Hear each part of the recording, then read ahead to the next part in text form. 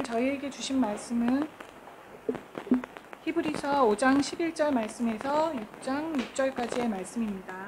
제가 가진 성경, 신약성경 357쪽입니다.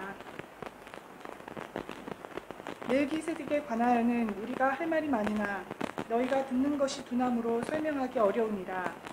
때가 오래되었으므로 너희가 마땅히 선생이 되었을 터인데 너희가 다시 하나님의 말씀의 초보에 대하여 누구에게서 가르침을 받아야 할 처지이니 단단한 음식은 못 먹고 젖이나 먹어야 할 자가 되었도다. 이는 젖을 먹는 자마다 어린아이니 의의 말씀을 경험하지 못한 자요. 단단한 음식은 장성한 자의 것이니 그들은 지각을 사용함으로 연단을 받아 선악을 분별하는 자들이니라. 그러므로 우리가 그리스도의 도의 초보를 버리고 죽은 행실을 회개함과 하나님께 대한 신앙과 세례들과 안수와 죽은 자의 부활과 영원한 심판에 관한 교훈의 털을 다시 닦지 말고 완전한 대로 나아갈지니라. 하나님께서 허락하시면 우리가 이것을 하리라. 한번 빛을 받고 하늘의 은사를 맛보고 성령에 참여한 바 되고 하나님의 선한 말씀과 내세의 능력을 맛보고도 타락한 자들은 다시 새롭게 하여 회개하게 할 수 없나니 이는 그들이 하나님의 아들을 다시 십자가에 못 박아 드러내놓고 욕되게 합니다.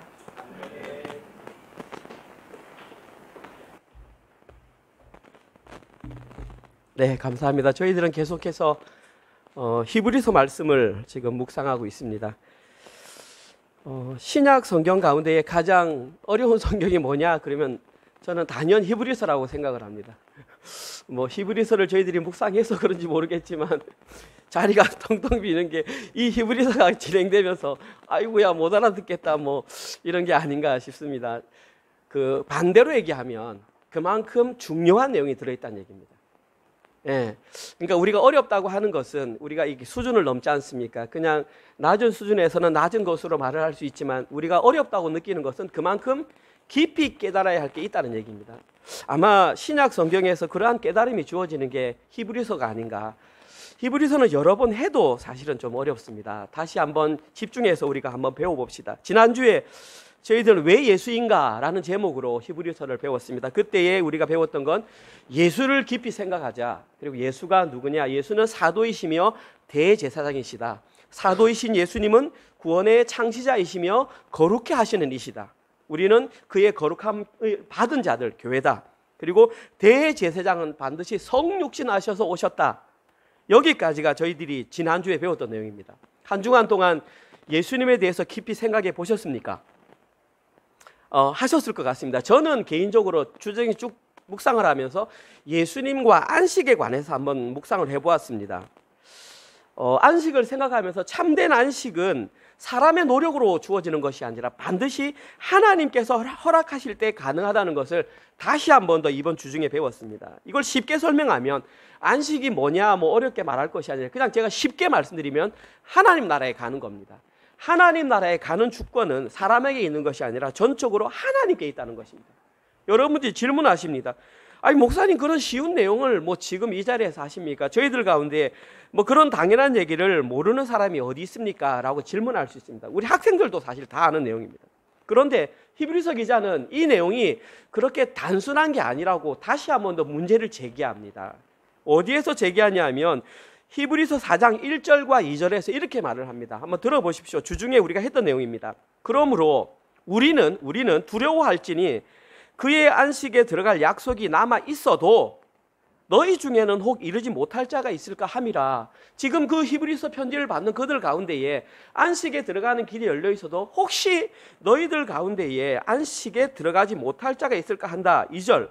그들과 같이 우리도 복음 전함을 받은 자들이 자이나 들은 바 그 말씀이 그들에게 유익하지 못한 것은 듣는 자가 믿음과 결부시키지 아니함이다. 심각한 내용입니다. 그 자리에 앉아있는 사람은 당연히 안식에 들어갈 것, 하나님 나라에 들어갈 것으로 생각했는데 거기에 하나님 나라에 들어가지 못할 자가 있을까 염려가 된다고 그렇게 말했습니다. 이 내용이 비단 그들만을 향한 얘기일까요? 저는 이 히브리서를 묵상하면서 하나님께서 이를 갈고 이 시대의 교회에 경고하고 있다고 생각합니다. 지금 이 시대에 수많은 교회가 있고 그 교회 안에 수없이 많은 성도들이 있지만 그들을 향해서 당신들이 모두 구원을 받았다고 생각해서 지금 이 자리에 앉아 있지만 여러분 가운데에 하나님 나라에 들어가지 못할 자가 있다라는 내용을 지금 우리에게 알려주는 것입니다. 성도들에게 이 행을 하면 기분 나빠합니다. 어떤 사람은 내가 왜 이 얘기를 들으려고 이렇게 시간을 내서 교회에 나와 있어라고 말을 하는 사람도 있을 수 있습니다. 마음이 상할 수 있습니다. 심지어 평생에 걸쳐서 신앙생활을 했는데 결과적으로 안식에 못 들어간다니, 하나님 나라에 못 들어간다니, 이건 너무 불행한 일 아니겠습니까? 그러면서 히브리서 기자는 그들이 못 들어가는 이유를 이렇게 밝힙니다. 그들이 복음은 들었지만 복음을 믿음과 결부시키지 못했기 때문이다, 그렇게 말했습니다. 여기에 대한 내용은 제가 수요 기도회 때 말씀드렸습니다. 그런데 다시 한번 여러분들이 상기하는 의미에서 그 이유를 말씀드리겠습니다. 간략하게 한마디로 그들이 복음과 믿음을 결부시키지 못한 것을 한마디로 불순종이다 그랬습니다. 4장 6절입니다. 그러면 거기에 들어갈 자들이 남아있거니와 복음 전함을 먼저 받은 자들은 순종하지 아니함으로 들어가지 못한다. 결국은 불순종해서 못 들어간다라고 정답이 내려졌다는 것입니다. 그런데 여러분이 너무 잘 아시는 것처럼 지금 히브리서는 유대적인 배경을 가진 그리스도인들에게 쓴 편지입니다. 유대교 하면 가장 떠오르는 것이 율법과 제사. 그들은 순종이 몸에 배어 있는 사람들입니다. 그런데 지금 히브리서 기자는 그들을 향하여 순종하지 못했다라고 말하니까 저희들이 여기서 알 수 있는 것은 이 순종은 여기에 기록된 조항 하나 지켰느냐 지켰지 않았느냐의 순종이 아니라는 말입니다. 어떤 종교적인 행위 하나 해놓고 나 이것을 순종했어가 아니라는 말입니다. 성경에는 이것을 뭐라고 하냐면은 완고함이다, 그렇게 표현했습니다. 여기에 기록된 불순종은 완고함. 이 완고함 속에는 뭐가 있냐면 자기 의가 들어있는 것입니다. 이들은 자신이 만들어 놓은 기준을 근거로 해서 하나님 앞에서 자기들이 잣대를 대는 것입니다. 마치 이스라엘 백성들이 광야에서 자기들이 먹고 싶은 것 달라고 떼쓰고 원망하고 했던 그 모습 그대로 했던 그 내용이 바로 완고함입니다. 여러분, 어느 누구라도 이 완고함의 문제를 해결하지 않으면 아무도 안식에 들어갈 수 없습니다. 지금 히브리서 기자는 그걸 말하고 있는 것입니다. 너희들이 어떠한 형태로 신앙생활을 했던 상관없이 이 완고함, 불순종의 문제를 해결하지 않으면 못 들어간다, 그렇게 제시를 하고 있는 것입니다. 그러면서 히브리서 기자가 제시한 것이 뭐냐면은 이렇게 하면 들어갈 수 있다. 4장 14절입니다. 그러므로 우리에게 큰 대제사장이 계시니 승천하시니 곧 하나님의 아들 예수시라. 우리가 믿는 도리를 굳게 붙잡을지어다. 해결 방법이 대제사장이신 예수를 굳게 붙잡으면 그 완고함, 자기의 불순종을 해결할 수 있다는 것입니다. 완고함을 무너뜨릴 수 있는 유일한 무기는 대제사장이신 예수님을 굳게 붙잡는 것. 그러면 이 완고함이 해결된다는 것이죠. 그런데 이렇게 하면 끝납니다. 여기까지가 계속 진행되는 얘기인데 문제가 뭐냐 하면 이 사람들은 구약시대 유대적 배경을 가진 사람들이기 때문에 너무 많이 알고 있습니다. 예를 들어서 이들은 대제사장 하면 누가 떠오를까요? 당연히 레위 지파가 떠오르고 레위 지파 중에서도 아론이 떠오릅니다. 그런데 지금 저기는 대제사장이 레위 지파의 후손이 아니라 다윗 지파의 후손으로 오신 예수라고 이름을 하니까 효력적으로 다윗의 후손으로 오니까 이들은 뻥 찌는 겁니다. 뭐 우리가 지금까지 성경을 잘못 알고 있었나? 이게 무슨 말이야? 지금 이렇게 의문을 제시하는 겁니다. 자기들이 갖춘 그 사고의 틀을 바꿀 의도가 없는 거죠. 지금 그냥 믿고 싶은 대로 끝까지 믿는 것입니다. 그래서 아니야, 너희들이 지금까지 잘못 알고 있어서 성경에는 이미 그 답을 제시했어. 내가 알려줄까? 그 제시한 사람이 누구냐면 바로 멜기세덱이야. 저희들은 어저께 큐티 본문, 말씀 묵상 본문에서 멜기세덱이 누구인지 제가 자세히 설명을 했습니다. 그런데 안타깝게도 요즘은 그 숫자가 점점 덜 줄어들고 있습니다. 저도 좀 지치는 것 같아요. 예, 아무튼 이 멜기세덱을 답으로 딱 제시했습니다. 그 대제사장은 혈육적으로 다윗의 후손이 아니라 예수는 멜기세덱의 예표가 되는 거야. 그래서 너희들은 멜기세덱이 누군지 알면 이 모든 문제를 다 해결할 수 있어. 여기가 이 본문 전까지 내용입니다. 그리고 오늘 본문으로 연결이 됩니다. 오늘 본문 읽으셨던 우리 문 집사님 읽으셨던 11절 이하에 이렇게 기록되어 있습니다. 14절까지 제가 읽어보겠습니다. 멜기세덱에 관하여는 우리가 할 말이 많으나 너희가 듣는 것이 두나무로 설명하기가 어려우니라. 때가 오래되었으므로 너희가 마땅히 선생이 되었을 터인데 너희가 다시 하나님의 말씀의 초보에 대하여 누구에게서 가르침을 받아야 할 처지이니 단단한 음식은 못 먹고 젖이나 먹어야 할 자가 되었도다. 이는 젖을 먹는 자마다 어린아이니 의의 말씀을 경험하지 못한 자요 단단한 음식은 장성한 자의 것이니 그들은 지각을 사용함으로 연단을 받아 선악을 분별하는 자이니라. 여기에 보면 두 가지 대상이 나옵니다. 그 교회에 두 부류의 성도가 있었다는 것입니다. 첫 번째 부류가 어린아이 부류 성도, 두 번째 종류가 장성한 자로 분류되는 성도가 두 부류가 이렇게 있었습니다. 그래서 오늘 본문에서는 이 두 부류가 어떤 신앙생활을 했는지, 그리고 이들 가운데에 어떤 부류가 하나님의 마음에 합당한 신앙생활을 했는지를 살펴볼 것입니다. 조금 더 나아가면 우리는 어린아이에 속하는지 장성한 자에 속한지 우리 신앙을 한번 되새겨 봐야 됩니다. 왜냐하면 안식을 알고 우리는 안식에 들어가야 할 자이기 때문입니다. 우리의 목적은 교회당에 나오는 게 목적이 아니라 안식에 들어가는 게 우리 신앙의 목표입니다. 잘못 설정을 하면 잘못 행동할 수밖에 없는 것이죠. 우리의 목표는 안식에 들어가는 하나님 나라에 들어가는 게 목표입니다. 그러면 어떻게 이들에게는 적용되었는지 한번 살펴보겠습니다. 먼저 어린 아이로 분류되는 자들의 특징이 오늘 본문에 세 가지가 기록되어 있습니다. 한번 잘 살펴보십시오. 첫 번째, 이들에게 나타나는 특징은 이들은 멜기세덱을 이해하는 능력이 떨어진다 그랬습니다. 멜기세덱에 관하여는 내가 할 말이 참 많은데 내가 말하면 너희들이 둔해서 못 알아들어, 지금 그렇게 말하는 것입니다. 이들은 멜기세덱에 관해서 귀로는 들었습니다. 그런데 그것을 이렇게 예수님과 연결시키는 능력이, 다시 말해서 비밀을 풀지 못한다는 것입니다. 자, 반복하겠습니다. 어저께 저는 멜기세덱을 이렇게 소개했습니다. 제가 그 묵상하는 가운데에 멜기세덱은 살렘 왕이며 하나님의 제사장이며 의의 왕이며 평강의 왕이라고 했습니다. 또 그리고 멜기세덱의 특징은 아버지도 없고 어머니도 없고 족보도 없고 시작도 없고 끝도 없는 존재입니다. 더 중요한 건 하나님의 아들과 닮아서 항상 제사장으로 존재하는 분, 그건 누구란 말입니까? 예수님이란 말입니다. 그냥 예수님이란 말을 그렇게 이렇게 했는데 이들은 그 멜기세덱을 예수님과 연결시키지 못한다는 사실입니다. 멜기세덱은 구약에 나타나신 평강의 왕 예수 그리스도입니다. 자, 여러분들은 지금 이 내용이 이해가 되십니까? 네, 그럼 기적입니다. 왜냐하면 히브리서 사람들은 이 말을 이해하지 못했기 때문에. 근데 여러분들은 이것이 딱 마음에 와닿는다. 그러면 이거 여러분들에게 정확하게 규정이 되는 기적인 것이죠.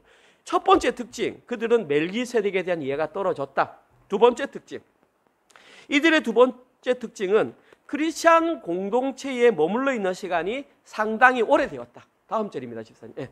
때가 오래되었으므로 너희가 마땅히 선생이 되어, 이들은 개종을 해서 그 교회 공동체 안에 머무르는 시간이 상당히 시간적으로 길었다는 것입니다. 시간이 길면 천천히 단계를 밟아서 나중에는 가르치는 자가 되어야 되는데 이들은 머무는 시간이 오래되었는데 여전히 자신이 믿고 싶은 것만 골라서 믿는 사람이었습니다. 여기서 저희들이 한 가지 알 수 있는 사실은 이 시대에도 교회에 머무는 시간이 아무리 오래되었어도 저절로 신앙의 어른이 되는 것이 아니라는 사실입니다. 이건 명확합니다. 우리는 시간보다는 신앙의 깊이에 집중을 해야 됩니다. 그럼 희망이 생기겠죠.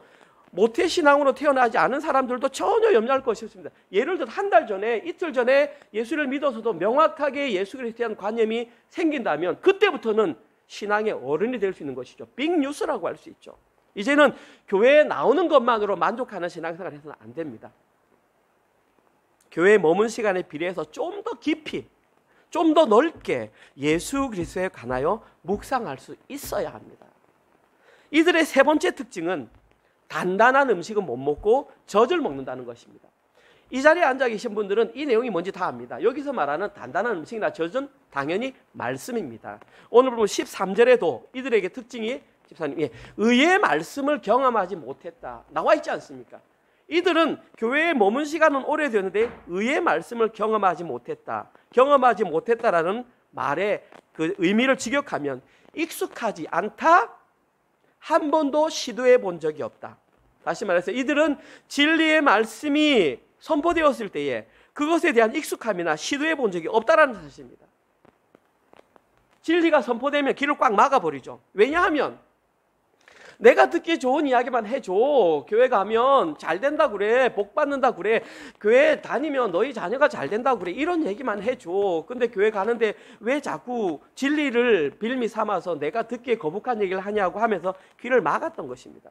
들을 기회가 없었던 것이 아니라 듣지 못했다는 것이죠. 이들은 자신의 귀에 익숙하지 않은 진리가 선포될 때 귀를 막는, 그리고 자기가 듣기 좋아하는 얘기만 들으려 했던 그런 사람입니다. 여러분, 지난주에도 말씀드렸지만 설교자는 그런 얘기를 전하는 자가 아닙니다. 설교자는 성경에 무엇이라 기록되어 있으면 그걸 잘 씹어서 성도들이 이해할 수 있도록 잘 전하는 자가 목사입니다. 목사는 여러분보다 윤리적으로 뛰어나지 않습니다. 여러분보다 학식이 더 높지 않습니다. 단지 여러분보다 말씀을 좀 더 많이 읽고 하나님께서 거기에 대한 해석을 주셔서 여러분과 함께 나누는 사람입니다. 이 자리에 서 있다고 해서 뭐 거룩한 인격과 품격과, 여러분이 저를 보셔서 알지 않습니까? 내려가면 똑같습니다. 여러분과. 그러나 역할이 다를 뿐입니다. 말씀을 잘 녹여가지고 잘 씹어서 여러분들이 그것을 잘해서 안식에 들어갈 수 있도록 잘 안내하는 사람이 목사입니다. 자, 그러면 이런 세 가지 특징을 가지고 신앙생활을 했던 이 어린아이가 정체가 무엇인지 한번 살펴봅시다. 성경에는 어린아이라고 하는 말이 자주 나옵니다. 여러분들이 신약 성경, 예수님께서 제자들이 어린아이를 데리고 올 때에 놔둬라, 어린아이를 데려오라 할 때 어린아이를 썼고, 오늘 본문에도 어린아이 썼는데 헷갈리지 않습니까? 한국말로는 똑같은 말로 돼 있으니까. 사실은 원어를 보면 다릅니다. 이것도 신약 성경, 예수님께서 말씀하셨던 것 신약 성경이니까 원어로 얘기한다면, 오늘 본문에 사용된 이 어린아이라는 단어는 네피오스라고 하는 단어입니다. 네피오스라는 단어가 있습니다. 근데 그 어린아이라고 해석을 되는데 보통 뭐라고 하냐면, 이 단어는 이해력과 지식 수준이 낮은 자를 비하할 때 이 네피오스라는 단어를 좀 사용합니다. 오늘 본문에는 이 단어가 어린아이로 번역이 되었습니다. 그런데 여러분들이 잘 아시는 마태복음 18장 3절 같은 경우에 어린아이와 같지 아니하면 천국에 들어가지 못한다라고 말했을 때 사용된 어린아이는 파이디온입니다. 똑같이 어린아이 유아라는 뜻인데 그때는 좀 긍정적인 의미로 사용되었고 오늘은 좀 부정적인 의미로 사용되었습니다. 이걸 살펴보면 더 쉽습니다. 부정적인 의미로 사용된 가장 대표적인 예가 갈라디아서 4장 3절입니다. 이와 같이 우리도 어렸을 때에 이 세상의 초등학문 아래에 있어서 종노릇하였더니, 갈라디아에서 나온 내용이고 사도 바울이 갈라디아 교인들을 위해서 했던 말입니다. 우리도 어렸을 때는, 이 말은 아직 진리를 깨닫지 못했을 때는 세상의 초등학문, 율법 아래에서 종노릇했다, 아직 안식에 들어갈 자격을 못 갖추었단 말이죠. 이때 사용된 어렸을 때라는 단어가 바로 네피오스라고 하는 단어입니다. 똑같은 단어입니다. 그래서 이 두 구절을 이렇게 종합해서 본다면 오늘 본문에 기록된 이 어린아이라는 단어는 저는 그렇게 해석을 합니다. 아직 율법 아래 매여서 구원을 받은 상태가 되지 못하는, 안식에 들어갈 자격을 갖추지 못한 상태를 저는 어린아이라고 해석을 했습니다. 쉽게 말하면 좀 전에 말씀드렸던 완고함의 형태를 그대로 가지고 있는 신앙생활하는 성도의 모습이라는 것이죠. 이 상태로는 안식에 들어갈 수도 없고 하나님 나라에 들어갈 수도 없는 상태입니다. 저는 그렇게 해석을 합니다. 그런데 여러분 분별력을 가지셔야 돼요. 매일 성경을 우리가 함께 묵상하지 않습니까? 매일 성경 편집자는 저랑 다르게 해석을 하고 있어요. 오늘 읽으시면 알잖아요. 한쪽 면에 보시면 매일 성경 편집자를 포함한 몇몇의 성경학자들은 이 사람은 그런 자가 아니라 그냥 아직 믿음이 어려서 조금은 미성숙하지만 가능성이 남아있어서 이들에게는 기회가 있어서 잘 가르치고 잘 다독이면 하나님 나라에 들어갈 기회가 남아있다라고 그렇게 해석을 합니다. 어떤 해석을 취하든 상관없습니다. 여기서 중요한 것은 이 상태에 머물러 있을 때에는 안식에 들어갈 자격이 없다는 사실입니다. 그것이 중요합니다. 누구든 교회 안에 머무르는 사람이 어린아이와 같은 네피오스의 상태에 머물러 있으면 하나님 나라에 갈 수 없다라는 전제가 여기에 깔려 있는 것입니다. 분명한 것은 장성한 자의 모습을 가질 때에 안식에 들어갈 수 있습니다. 오늘 본문에는 이들이 신앙생활을 했던 모습을 아주 구체적으로 기록하고 있습니다. 여러분 한번 보십시오. 어린아이와 같이 아직 안식에 들어가지 못하고 뭔가 부정적인 의미로 사용된 사람들 같으면 그들이 했던 신앙생활이 예배에도 좀 소홀할 것 같고 성경 지식도 아직 없을 것 같고 교리 공부도 참석 안 할 것 같고 성도와의 교제에 소홀할 것처럼 생각되지 않습니까? 너무나 재밌는 것은 이들이 가진 신앙생활을 한번 보십시오. 보통 수준 이상입니다. 여러분들이 깜짝 놀랄 수준을 이들이 가지고 있습니다. 1절에서 6절 제가 읽어볼게요. 천천히 보십시오. 어려운 말 아니니까. 그러므로 우리가 그리스도의 초보의 도를 버려야 될 내용이 뭐냐 하면, 첫째, 죽은 행실을 회개함. 둘째, 하나님께 대한 신앙. 셋째, 세례들. 넷째, 안수. 다섯 번째, 죽은 자의 부활. 여섯 번째, 영원한 심판에 관한 교훈. 이 6가지의 털을 다시 닦지 말고 완전한 대로 나아가라. 일단 6가지만 해보겠습니다. 제가 방금 말씀드렸습니다. 이들이 했던 신앙생활은 이 6가지입니다. 한 번 더 말씀드릴까요? 이들이 말했던 도의 초보, 죽은 행실을 회개함. 회개하라는 얘기입니다. 죄에 대해서 회개하라는 얘기입니다. 제가 강단에서 하는 얘기입니다. 내용에 무슨 잘못이 있습니까? 회개 당연히 해야 됩니다. 두 번째, 하나님에 대한 신앙, 믿음입니다. 하나님에 대한 믿음을 가져야 된다는 것입니다. 셋째, 세례에 관한 교훈. 지금 저희 교회에서는 2가지 성례를 아주 중요하게 여기는데, 하나는 세례, 하나는 성찬입니다. 넷째, 안수. 안수는 목사나 안수집사나 장로가 공식적으로 그 직위를 받을 때 지금도 저희 개혁교회에서는 머리에 안수를 합니다. 다섯 번째, 죽은 자의 부활. 부활은 제가 늘 강조하는 복음의 3요소. 첫 번째, 성육신. 둘째, 대속. 세 번째, 부활에 들어가는 복음의 아주 중요한 요소입니다. 여섯 번째, 영원한 심판. 저는 종말론적인 신앙을 여러분에게 가르칩니다. 여러분들이 보시기에 지금 여기에 기록된 6가지 가르침 가운데에 중요하지 않은 게 어디 있습니까? 너무 중요합니다. 이 6가지 가르침은 제가 여러분들이 꼭 알아야 된다라고 가르치는 중요한 가르침 중에 하나입니다. 그런데 오늘은 어린아이 신앙으로 분류된 자들이 이런 신앙을 하고 있었다는 것입니다. 다시 말해서 여러분들이 보시기에 시시껄렁한 신앙생활을 했던 사람이 아닙니다. 성경에 어린아이라고 되어 있는데, 그런데 왜 히브리서 기자는 그것을 버리고 온전한 대로 나아가라고 했을까요? 이것이 잘못되었기 때문일까요? 아닙니다. 충분히 알아야 되고 지금 저희들도 알아야 되는데 거기에 머물러 있어서는 안 된다는 사실입니다. 그런 교육, 그런 가르침, 외형, 그런 종교행위, 그런 지식에만 붙들려 있어서는 안 된다라는 말입니다. 그러한 내용을 지식적으로 이해하는 것이 자동적으로 안식으로 이끌어 갈 것이라는 생각을 하지 말라는 것입니다. 중요한 건 이까지만 해도 놀라는데 이거보다 더 놀랄 일이 다음 구절에 나와 있습니다. 5가지가 기록되어 있습니다. 3절에서는 일단 넘어가고요. 집사님 4절로 갈게요. 자, 보십시오. 이들의 특징. 첫 번째, 한 번 빛을 받고, 이 빛을 받았다 이 뜻은 성경에 관한 지식이 있다라는 뜻입니다. 두 번째, 하늘의 은사를 맛보고, 여기 말하는 은사는 선물입니다. 하늘의 은사를 받았대요. 맛봤대요. 세 번째, 성령에 참여한 바가 되었다. 이거는 동참하다라는 뜻입니다. 다섯 번째, 하나님의 선한 말씀을 맛보았대요.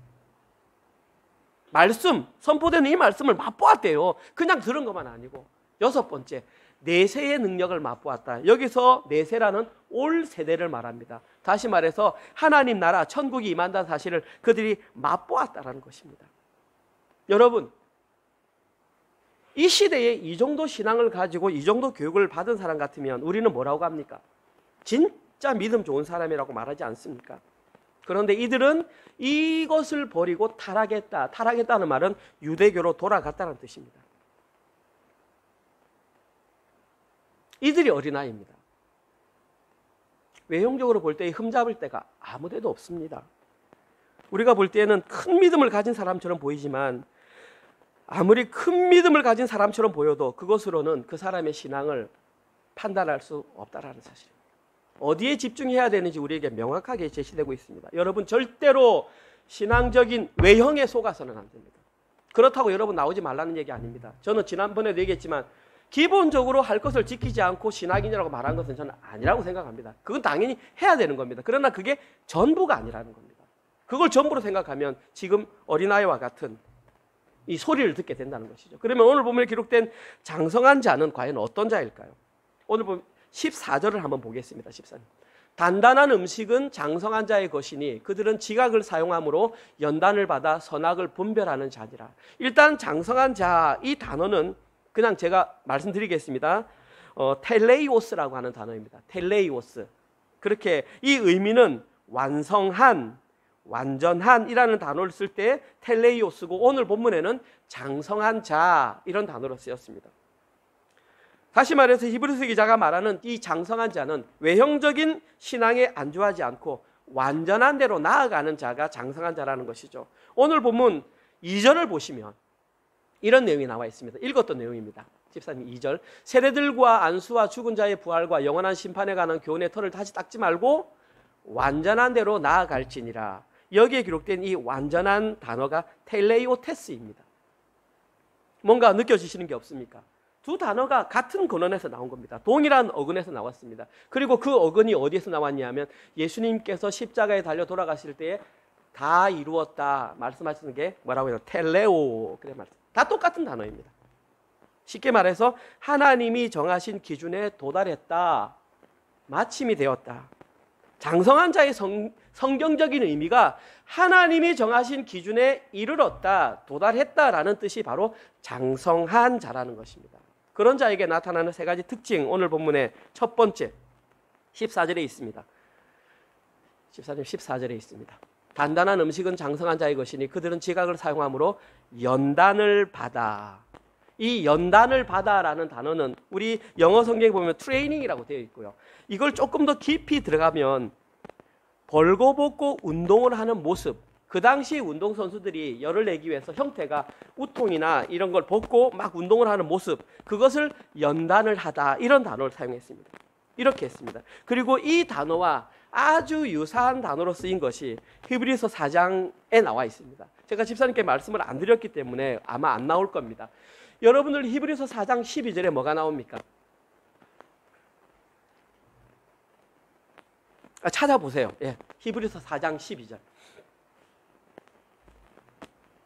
여러분이 너무나 잘 알고 여러분이 외우시고 여러분이 어디서도 말하는 겁니다. 무슨 내용입니까? 함께 읽어볼까요? 시작.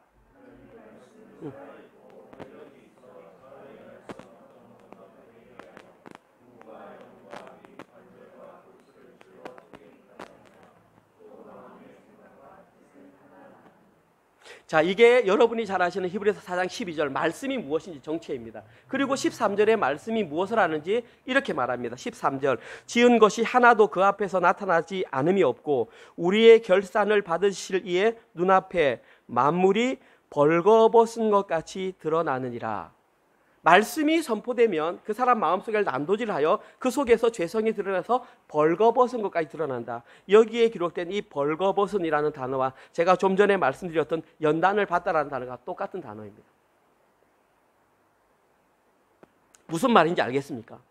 히브리서 4장 12절에 기록된 하나님의 말씀이 운동력이 있어 우리의 마음속에 들어와서 온갖 더러운 것을 수술할 때에 오직 장성한 자는 그것을 다 견뎌낸다는 것입니다. 자, 우리의 마음을 잘라내면 뭘 잘라내요? 당연히 죄를 잘라내겠죠. 죄를 잘라내면 죄가 어디 있는지 봐야 될 거 아닙니까? 말씀이 우리 속에 들어와서 우리 마음속에는 죄를 탁 집어내고 잘라내고 탁 집어내고 하는데 장성한 자는 그걸 다 견딘다는 겁니다. 연단을 받는다는 게 그런 겁니다. 말씀이 들어와서 탁 자를 때 죄송합니다. 속된 언어를 써서 부끄러워. 더 언어가 있지만 방송상 부끄러워 이렇게 하면서 그냥 그것을 다 드러낸다라는 겁니다. 이게 장성한 자인데 어린아이는 그런 말씀이 탁 선포되면 부인을 하죠. 못 들은 척하죠. 왜? 드러나면 부끄러우니까. 이거를 다 하나하나 뱉어내는 거죠. 말씀이 온전히 선포될 때에 어린아이와 단단한 자의 모습이 완전히 다르다는 것입니다. 어린아이는 벌거벗는 것을 감당할 수 없습니다. 그러나 단단한 자는 말씀이 자기에서 들어와서 자기의 실제를 다 밝혀낼 때에 그 부끄러움보다 더 중요한 것이 무엇인지 알기 때문에 끝까지 견디는 것입니다. 장성한 자는 그 부끄러움보다 안식에 들어가는 것이 더 중요한 줄 알기 때문에 그 과정을 다 견디는 것을 연단을 받는다 그렇게 합니다. 두 번째 특징은 그 선악을 분별하는 것입니다. 선악을 분별하는 자입니다. 이 분별이라는 단어는 둘 사이에서 구분하는 능력인데 특별히 영적인 것을 구별하는 것입니다. 비슷한 것이 딱 있는데 하나는 외형적으로 화려하고 하나는 좀 초라해 보이지만 영적인 눈을 떠서 외형에 의해서 선택하는 것이 아니라 그 속에 있는 것을 보고 분별할 수 있는 능력, 그것을 분별이라는 단어를 썼다는 것입니다. 장성한 자는 그 겉모습이 아니라 그 속에 하나님의 뜻이 무엇인지 알아서 헷갈리지 않고 분별해내는 그 사람이 바로 장성한 자라는 것이죠. 이들은 외형적인 화려함에 현혹되지 않고 분명한 하나님의 것을 분별한다는 것이죠. 외형적인 신앙에 속지 않는다는 것이죠. 오늘 본문에 기록된 세 번째 장성한 자의 특징은 3절입니다. 오늘 보면 3절에 보면 하나님께서 허락하시면 우리가 이것을 하리라. 이것이 장성한 자의 특징입니다. 장성한 자는 절대 하지 않습니다. 그 전제가 하나님께서 허락하실 때에만 하는 사람이 바로 장성한 자입니다. 하나님의 뜻을 기다리는 사람. 장성한 자에게 가장 중요한 것은 자존심, 나의 뜻, 나의 의지가 아니라 하나님의 뜻이 가장 중요합니다. 아무리 화려해 보이는 외형이라도 하나님께서 허락하시지 않으면 선택하지 않는 특징을 가진 사람이 바로 장성한 자라는 것이죠. 어떻습니까? 그 당시에나 지금이나 이 세상을 장성한 자로 살아간다는 것이 쉬워 보이십니까? 그렇지 않습니다. 저희들의 몸은 이미 교회 안에 들어와 있어도 대부분의 사람들은 외형적인 모습으로 판단하는 시대에 오직 그 사람만 그 외형을 보지 않고 상황을 보지 않고 하나님의 마음에 합한 자로 살아가는 것은 결코 쉬운 일이 아닙니다. 그러나 저는 간절히 사모합니다. 저희 은혜로 교회 이 자리에 앉아 계신 모든 성도님들은 그런 분들이 되어야 합니다. 왜냐하면 성경에는 그런 분들만 안식에 들어갈 수 있다고 하기 때문입니다. 자신들은 아무리 안식에 들어갈 수 있다고 스스로 생각하지만 실제로 안식에 들어갈 수 있는 사람은 장성한 자밖에 없습니다. 오늘 설교를 마무리하겠습니다.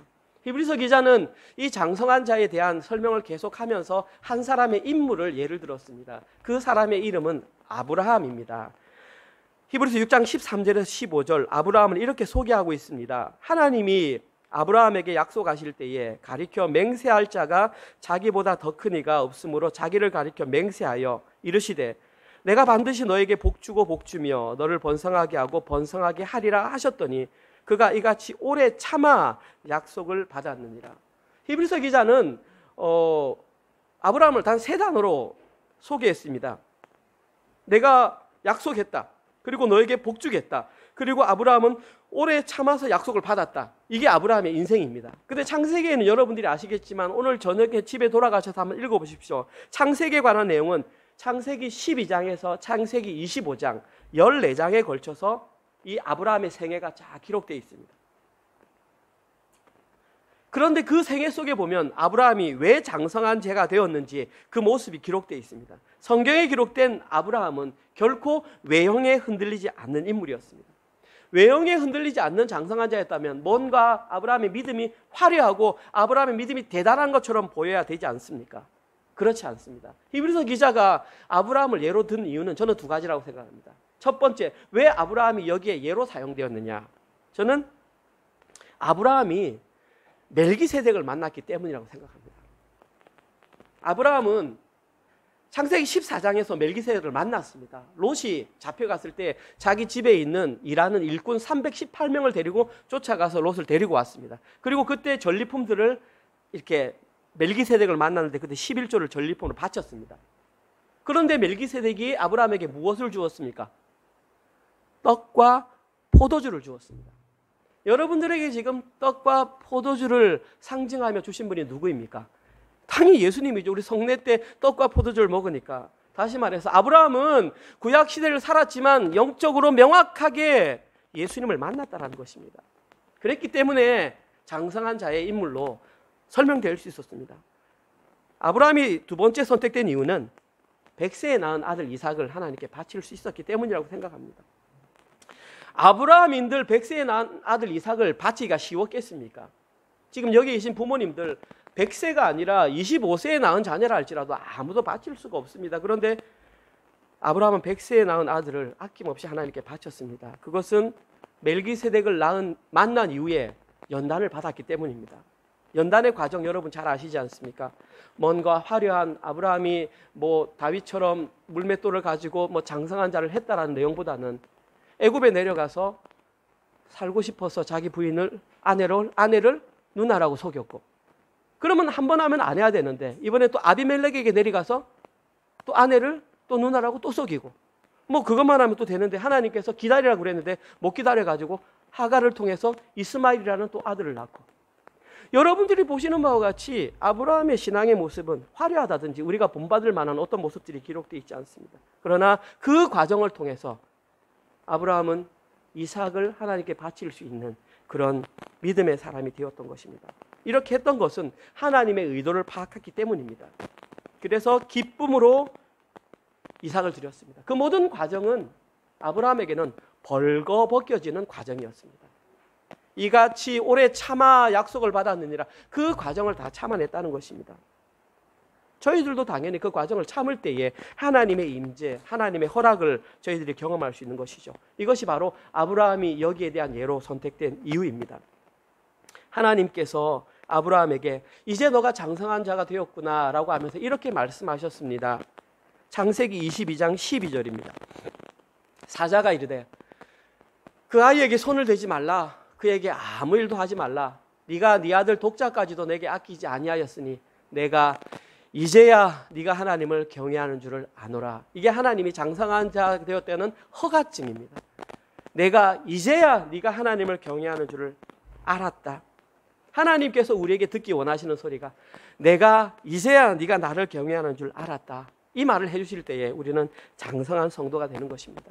물론 이렇게 되기 위해서는 아까 기록됐던 모든 기초적인 내용들이 쌓여야 이런 게 되는 것이지 그 모든 것 딱 깡그리 없애고 머리만 가지고 나는 하나님을 경외하는 이런 경우는 없습니다. 여러분들이 착하게 빠지지 말라는 겁니다.